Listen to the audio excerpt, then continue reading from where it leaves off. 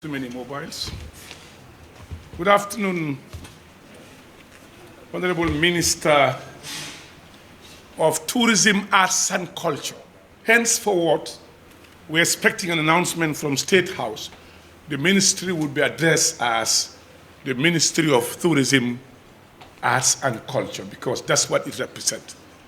A request to that effect have already been written to the Office of the President to make that pronouncement, and we're expecting it anytime soon, inshallah.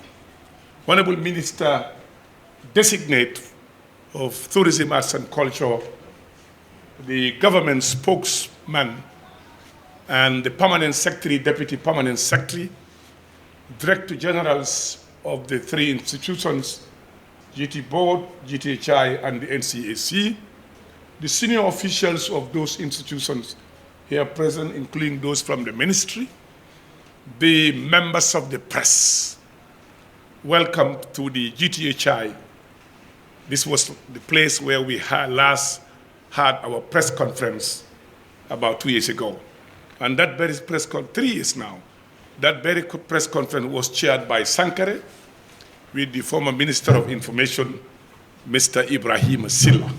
And I'm sure some of you will remember that press conference. Today we intend to repeat another press conference where we want to discuss with you matters of great importance, and that is matters relating to the Ministry of Tourism, Arts and Culture, the government of the Gambia, and some of the issues that are being talked about in this country. As a government, let me just start with, we'll be appearing more often with these press conferences. From cabinet ministers, that will be led by the information minister, the government spokesman, the information minister, and cabinet ministers, to meet the press and exchange views and ideas with you. We certainly would change the style of engagement. We'll be aggressive in making sure that we answer questions where they're asked, and we clarify where it is necessary. But also will act in accordance with the law to protect the integrity of government and government officials, where you have a press that is intended not to say the truth, not to disseminate correct information, but determined to malign and have an ambition, hidden ambition, to destroy and talk evil about officials of government. The law is clear. We are not threatening anybody.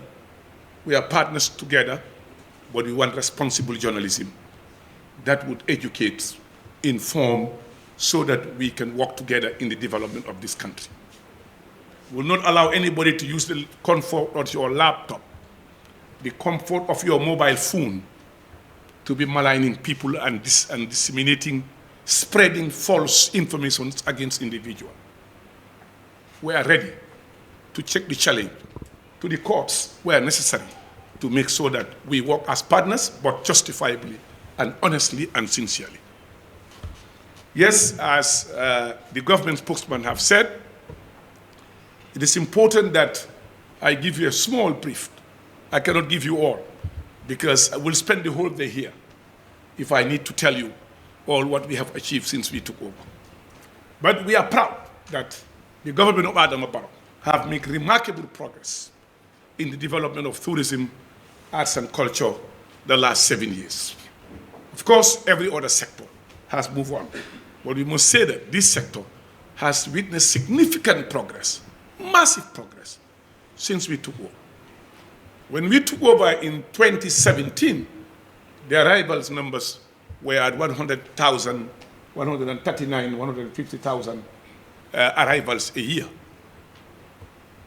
Prior to COVID in 2019, this government have raised the number to 235,000 arrivals. When COVID came, we went down to 90,000 and then crawl again. We are one of the fastest growing countries, fastest recovering recovering countries in the tourism arrival, one of the best in the sub-region. And today I can proudly tell you, we are almost at pre-COVID numbers by the end of December. We will be back to pre-COVID numbers by the end of December. We have done this because we were determined to make sure that we do more marketing and make sure that Gambians represent themselves in promoting this country. When we took over, we found what they call PR farms that were based in Europe, not in the Gambia, who were to promote the Gambia, who would just write a statement when they want to, and they were paid thousands of pounds. This government felt it was wrong. We hired Gambians, we posted them, we sent them to go and promote this country. And they have done extremely well in that task. And that's why nobody can promote the Gambia better than Gambians themselves. They know the country, and they know what to talk about. They have our culture, they know everything. And we are proud to say that the destination managers are doing and have done a fantastic job. So the decision of the government of the Gambia at the time to terminate the contracts of these PR firms was not only driven by financial reasons, but also driven by reasons that Gambians were best to promote their country than non-Gambians who only have to talk when it is necessary for them. And that has given us the opportunity to really promote the destination. We worked on product development. A lot of new hotels are about to be completed. We have the list here. I think they're about how much? 9? 12 new hotels about to be completed. The beds have increased considerably since 2017. We are now working on trying to improve on our product development.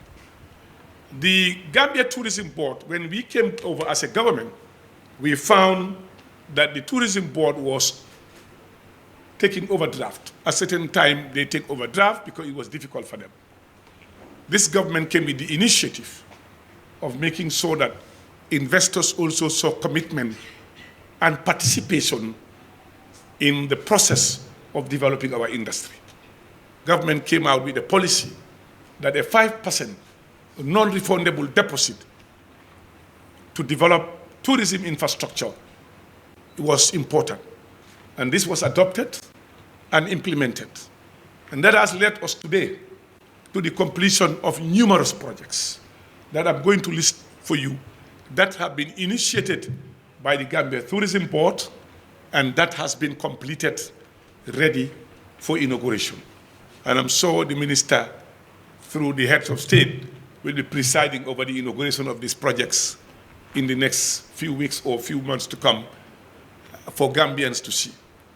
We also managed to make sure that we built a very fitting head office for the Gambia Tourism Board, and not only that, to expand in the international market for us to get what we lost years ago. 2 weeks ago, we concluded a deal with the Apollo Group. We are now getting back, under the directives of His Excellency the President, we are getting back the Scandinavian tourists back to the Gambia. From October, the Apollo Group will fly from Denmark, Sweden, Finland to the Gambia. And that we have lost since 2019 when we lost TUI Nordic that was coming to this country. And we have also, last 2 weeks ago, concluded a deal with another airline that will fly from Roma, from Italy, through Dakar to Banjul. So Gambians would have the opportunity also to come with that flight to this country. And when we went to France last year, upon coming back to France, we have also got one of the third biggest tour operators to be selling the Gambia in France and in Italy. They will be using regular flights to come to the Gambia. And that will start in July. So the Roma flight also is starting in July, roundabout, to the Gambia, direct flight. And we are discussing with other tour operators to make sure that they come and of course bring tourists to this country. As you're aware, when we came also, we introduced what we call joint marketing. What we realized was tour operators were doing all the marketing themselves, and they had all the decisions. This government felt it was important that we put money in marketing the Gambia with the tour operators so that we can have more arrivals, and that has succeeded immensely. The Gambia Tourism Board, through the Ministry of Tourism, through the Gambia Tourism Board, is now participating in joint marketing with tour operators that are coming to this country. And the Gambia Civil Aviation have been very responsive to that. They are also giving incentives to tour operators that fly in their aircrafts. And indeed, of course, Gambia International Airlines has also been doing a wonderful job in cooperating with us in giving discounts to allow airlines to land in this country. And this is making a great difference to us. So we believe that where we are now, we are moving forward. And we've seen a lot of arrivals, and indeed a lot of training within staff development, human capacity development. And we have witnessed a lot of changes in this institution. Therefore, I'll come back to that later when I am coming to read you the projects and some of the other things that are waiting. With regards to the Gambia Tourism Hospitality Institute, that's this institute where we are here, it has been transformed considerably, and the capacity have increased. A new management in place, led by Mr. Singate and Mr. Conte. We have seen since we took over in the last 7 years a significant increase in terms of numbers that they've been generating, in terms of the quality, in terms of expansion in various areas, and in training, indeed. When we come to read, we'll also give you some of those projects. And the institution, hopefully soon, will have another venture that government is trying to work out as soon as it is sorted out. I think the Director General it would be nice that you inform the press of that great achievement once the document is signed with the Ministry of Interior. We do not want to comment on it until when it is completed. And they also went into bakery, trying to train Gambians. A lot of other issues with the World Bank project, a lot of things will be done in this institution to capacitize it, to make sure that this institute will deliver to the expectations of Gambians. The National Center for Arts and Culture. Indeed, the National Center for Arts and Culture was the greatest achiever, and that had achieved more than any other institution in the new dispensation. They achieved more because it was an institution that was dumped, left out. When we came, the first thing we did was to make sure that to allow them to employ more professionals, revamp the institution, train more people, get more qualified people into the GTH, into the National Center for Arts and Culture. And it paid dividends. Absolutely, it paid dividends. And government wasted no time also in revisiting their wages and the budgetary allocation of the NCAC. That gave them the capacity to be able to deliver on what they are delivering now. We also believe as a policy, culture-centered tourism, it was important to develop our heritage sites. Today, we have developed almost most of them. We still have few that are left, and I'm sure Mongo Park, Mr. Cisse is left out, although the Minister of Finance, Honorable Minister, have asked that we submit the request and he will give the money left for the completion of Mongo Park. The Kerbach is completed, not inaugurated yet. Wasu is completed. Mongo Park is on, and we are now working with other heritage sites to make sure that they develop them and to get us the type of product that we want. You are aware that we organized the bicentenary in January, celebrating 200 years, and that has now given us the opportunity to have a festival, national festival, every year in this country, so that Gambians can showcase their talents, and then we display our culture for the world to see beyond what they have seen.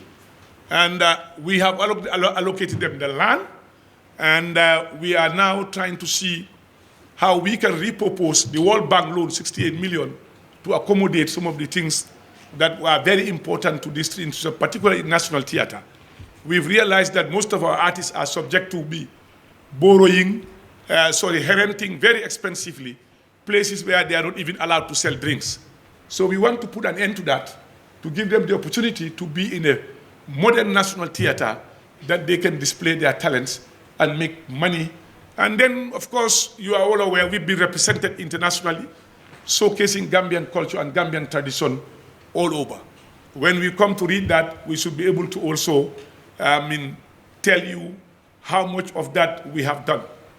Now, the other one is our efforts, what was invested by everybody in convincing the World Bank to invest in to support the Gambian tourism sector with a grant of $68 million, which we never witnessed. And that project has started under the leadership of Mr. Modu Sise. He is not with us today because he has some issues, but I'm sure you'll be seeing them, and as often as possible, the minister will be updating you on some of the activities of this project. Now I will give some of these sectors to come and read some of the achievements they themselves that they have prepared so that you can listen from them, and then we can proceed on the other issues that I want to come and deal with. If you so allow, Mr. Chairman, we can allow them just to give a synopsis of what they have presented they themselves. We will not be reading the entire text, whatever, just the few ones that you need to project. Now, I want to introduce you somebody that we believe will do more than what we did and will move on from where we are. And that is Mr. Abdou Diop, the now Minister of Tourism, Arts and Culture. Mr. Diop, as you know, he's well exposed. He's traveled all over the world.